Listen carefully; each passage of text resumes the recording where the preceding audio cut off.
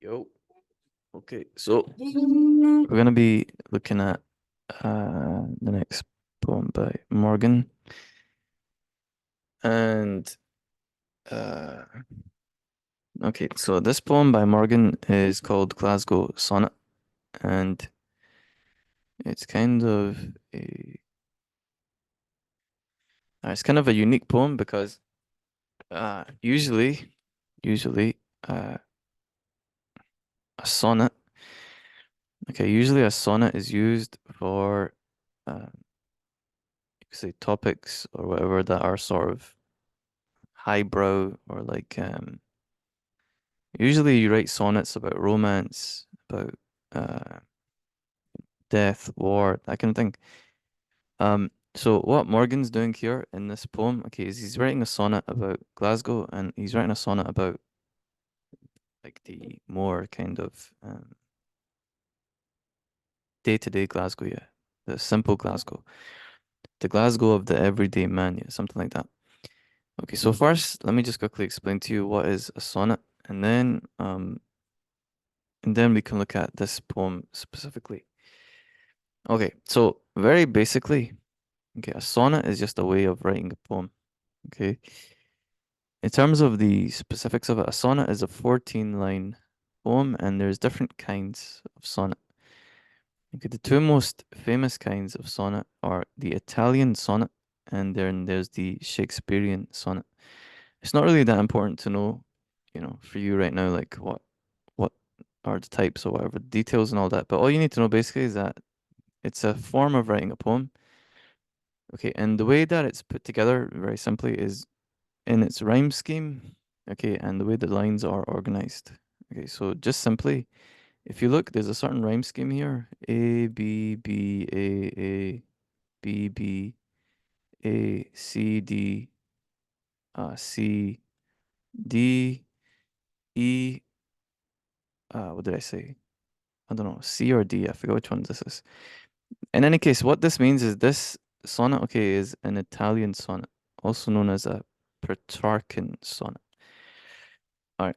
Anyway, all that's just to tell you that he's using a sort of poetic form, okay, which usually is used to talk about like um, big things, yeah, death, love, war, romance, all that kind of stuff. Which will tell you that he's basically, if he's using it for Glasgow, for the city, then it means that it shows you he places a lot of importance. He places a lot of importance, okay, on the city, and he also believes that Glasgow itself, that inner city life, all right, talking about the ghetto, is also, in a sense, worthy of the same amount of attention as, say, a person would give to the woman that they're in love with, something like that, yeah, or to the ideas of like war or death or something like that. It's like he's saying that the city itself and the inner city, the overlooked part of the city most of the time, is worthy of spending time on and looking at. Okay.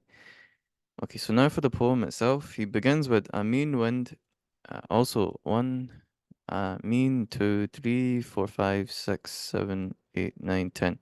So the other thing that makes a thing a sonnet is that each line contains 10 syllables, yeah? 10. One, two, three, four, five. Wonders is two. Six, seven, eight, nine, 10. 10. So each line contains 10 syllables. Okay, that's another thing to know. All right, anyway, he begins by saying, "A mean wind wanders through the backward trash." So you see that the poem opens up with the most sort of inner city kind of, uh, like, you know, ghetto part of the ghetto, yeah, which is the back garden where you put the bins, yeah. I'd say the only thing more ghetto than this would be like the guy doing drugs in your back garden where you put the bins, yeah. But anyway, he starts us off right there, yeah. So it tells you that this kind of sonnet is going to be different than what you're used to. It's not going to be about something nice or something, pretty or something. Again, just like the other poem that I talked about, uh, uh, Glasgow 5th of March.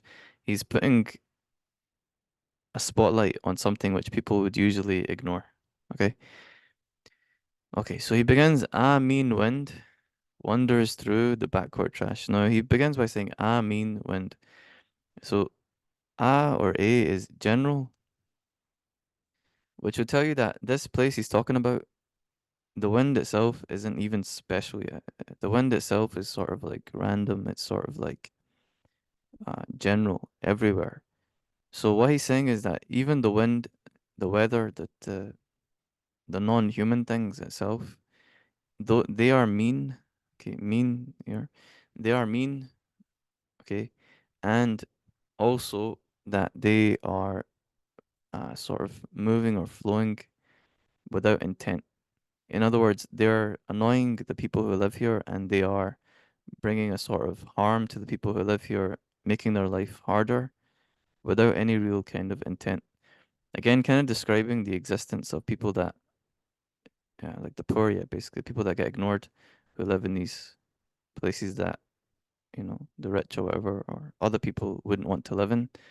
It's like existence itself, life itself, the environment itself sort of feels like it punishes you for no good reason, yeah, no apparent reason. It's just like you exist and your existence is sort of uh made worse by seemingly random things, yeah. Um if you've grown up in a place like this, you'll understand, yeah, you'll relate.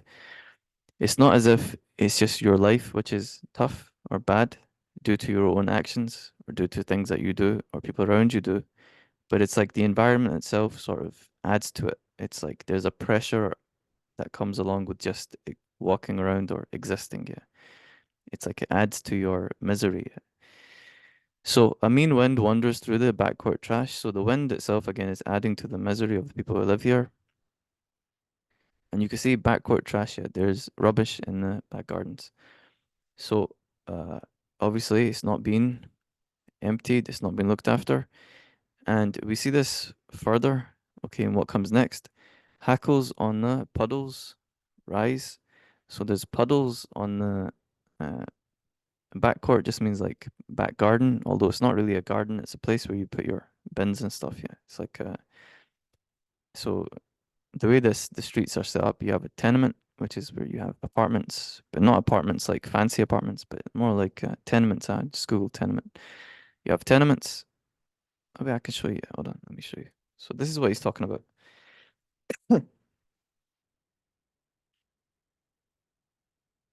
He's talking about this, yeah. Okay, so you have, he's talking about this. Okay, so you have tenements like this, blocks, people live in this, da da da da da. And this, what you see here, okay, is the back court. This is what's talking about as back court. It's not a back garden, it's more like um a back area, something like that, yeah, where you put the bins like this, okay? Like this. Like that. There's actually, see, there's even an old mattress here, yeah, which he mentions. So these are bin shelters, yeah, where you put the bins.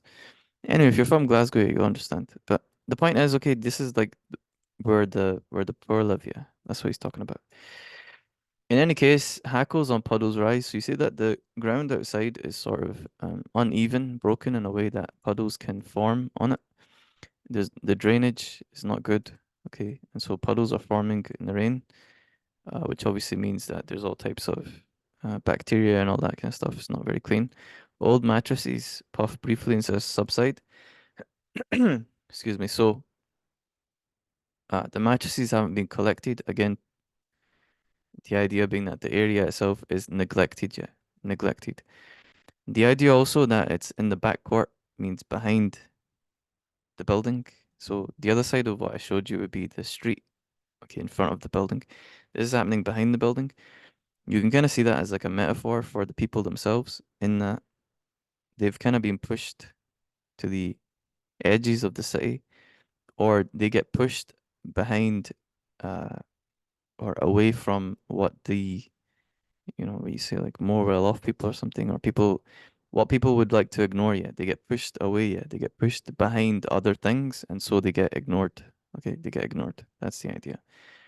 So Morgan doesn't want to ignore them. He wants to put the light on them, yeah. He wants everyone to look at them, to see them, yeah. In a way, it's kind of like what you could say that good hip hop music does. Uh, Someone said, I can't remember who said this, but they said that hip hop music or rap music is like a scream from the ghetto, yeah. I forgot who said that, but it's like a good quote, yeah. Basically, like, rap music is supposed to show you what it's like to live uh the harder life when you exist with disadvantages. Yeah, that's the point of rap music originally. That's what it's music. It's the music of the struggle. Yeah, that's the point. The point is, it's supposed to show you what the struggle is like. It's supposed to put a spotlight and highlight what it's like for people who grow up in the struggle. Yeah, without much. Um, that's what the point was. Not about twerking and all that. Yeah, the point was supposed to be here's what it's like to grow up in a broken home without much money, where you got drug addicts around your house and crime. That's the point. So, like, you could say Morgan's poetry is sort of similar to that in that he's showing you these things that a lot of people they don't want to look at yet. They want to ignore. Or if they look at them, they want to look at them in a way which is sort of glamorized or something. Yeah, they want to look at them in a way which is like not the actual thing, but more like a Hollywood film or something. Yeah, they want to look at the fake version, like the I don't know, dramatized version, exciting version or something like that. But like Tupac said, yeah, there's nothing. He said in that one song, "Life Goes On." He said, "It's all good in the hood for nobody." Yeah. So the reality of living and growing up in places like this is that there's a lot of trauma. Yeah, there's a lot of darkness, and it's not glamorous yet. It's not like it's more like trying to survive. Yeah, that's like the reality of it. Anyway, Anyway, he goes on to say play fortresses are bric-a-brac. So you can see play fortresses means there's children living here. That's the other uncomfortable truth that a lot of people want to ignore, which is that kids are born into these kind of places, yeah. And being that I'm one of them, they have to grow up fast, yeah. They have to grow up and see many things, which other people who grow up, you know, luckily more sheltered or whatever, they couldn't imagine yet. They couldn't imagine. Anyway, so you can see kids are playing around here, spill out some ash. Again, there's all type of stuff around, which is not good, not healthy. Okay, 4 stories have no windows left to smash. So every window in the building is broken. People have broken every window, and also no one has fixed it. Again, neglect. No one cares about these people. No one really cares about, uh, are they okay and all that stuff.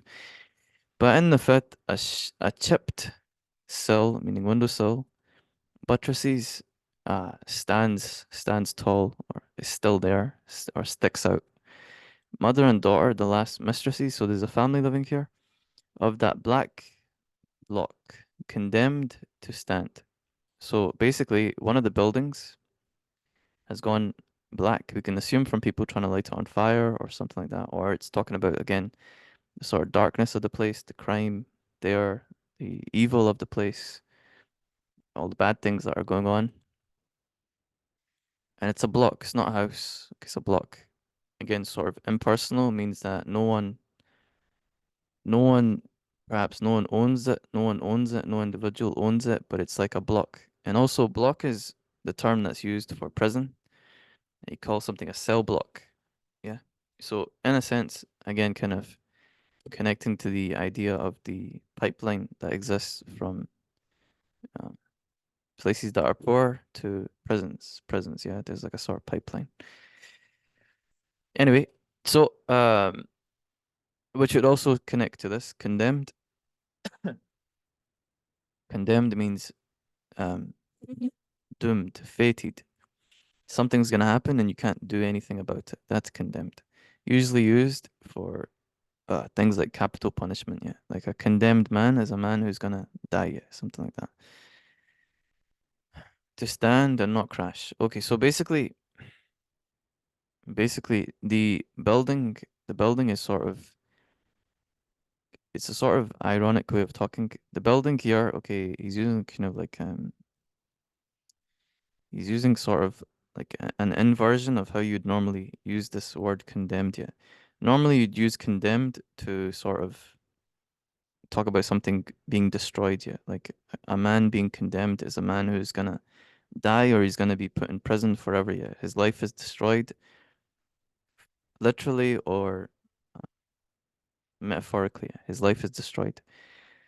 Um, but here he's using it inversely, which is that the building is gonna not be destroyed, but it's gonna stand. Yeah, it's gonna stand.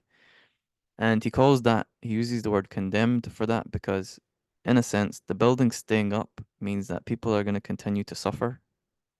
Okay, over time, those who live in it will continue to suffer. And so long as the building stands, the suffering sort of continues. Does that make sense? It's like a cell block. More people come in, some people might leave, but then more people come in. Never sort of nothing really changing, just everything sort of decaying, but still maintaining.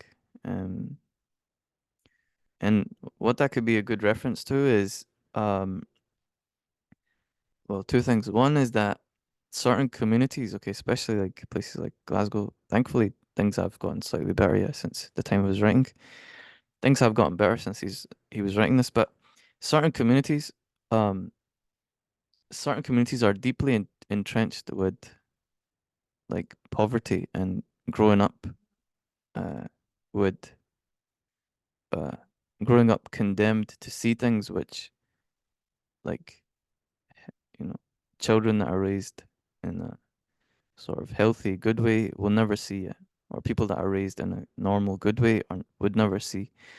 It's almost like the people who live there are condemned themselves to experience these things, and the community itself is condemned yet to continue experiencing it. It's like almost like he's very kind of pessimistic, or he's almost like nihilistic about the places that this is happening and it's gonna continue to happen. Yeah, it's like that.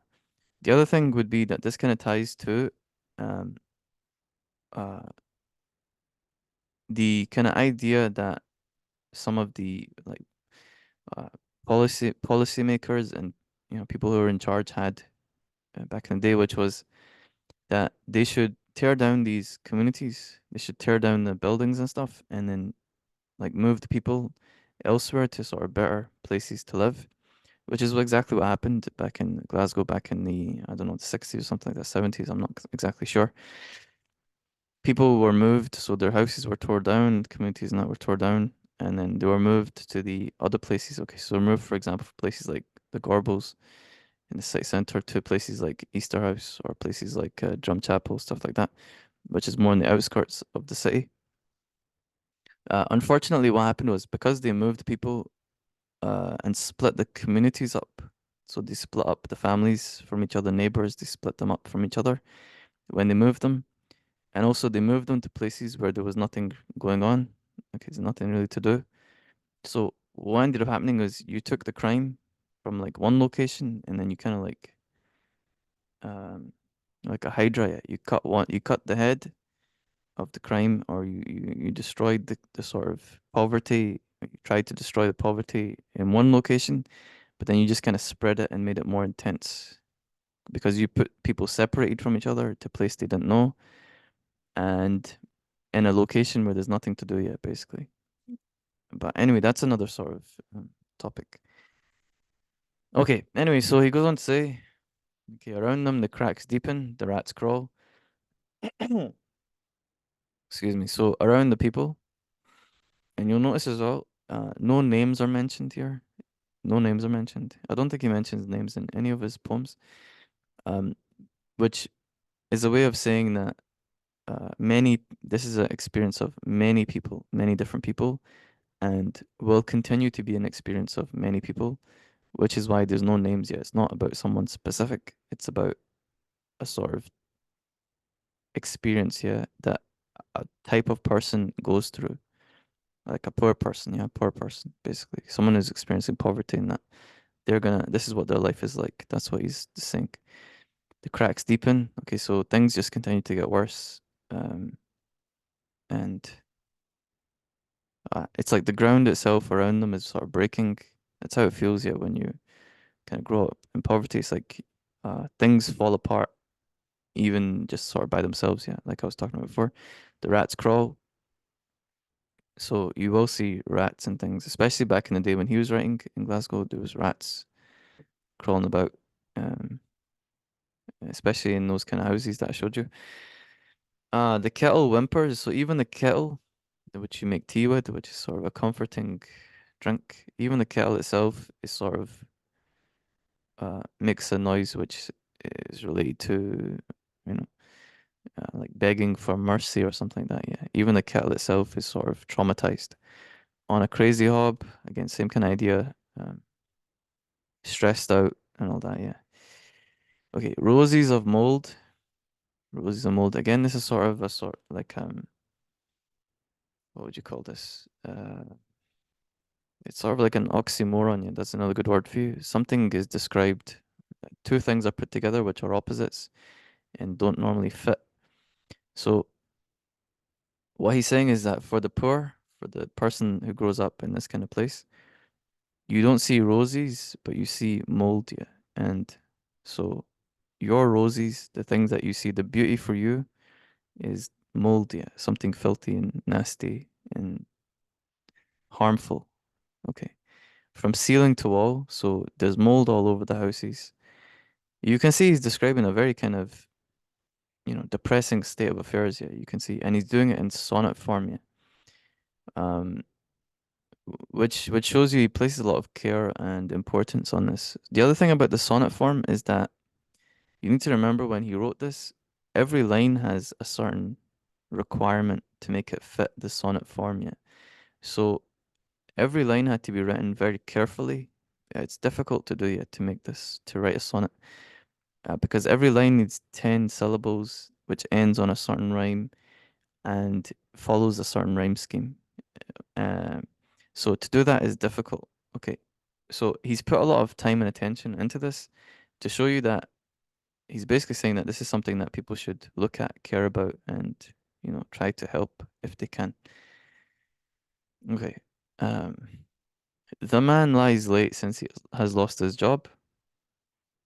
So basically, just showing you like one of the people who live here, and he's in bed. He's stayed in bed, um, long after the sun's risen. He doesn't have a job yet. He doesn't have any direction, any meaning, any purpose, and now he doesn't have any money yet. So his situation again, everything in the poem is sort of like things going like bad to worse, bad to worse, bad to worse. Um, okay, smoke someone elbow, letting his coughs fall thinly into an air too poor to rob. So the man has no direction, he has no purpose, he has no meaning. Uh, yeah, in other words, um, the reason I say that, in other words, is because uh, one of the primary ways that people gain the feeling of purpose or meaning, direction, fulfillment to an extent, is from their work, from the work that they do. So which is why when you take away people's jobs, a lot of time they can become depressed and sort of suicidal and all that, because they think, why am I here yet? What's the point? I'm useless. I don't feel like I'm worth anything. I'd say this is especially the case for men, especially the case for men. Like earning money and working seems to be a part of what makes you feel uh, satisfied or good about yourself, especially as a man. Yeah. Um, in any case, his sort of all of that has been sort of taken from him.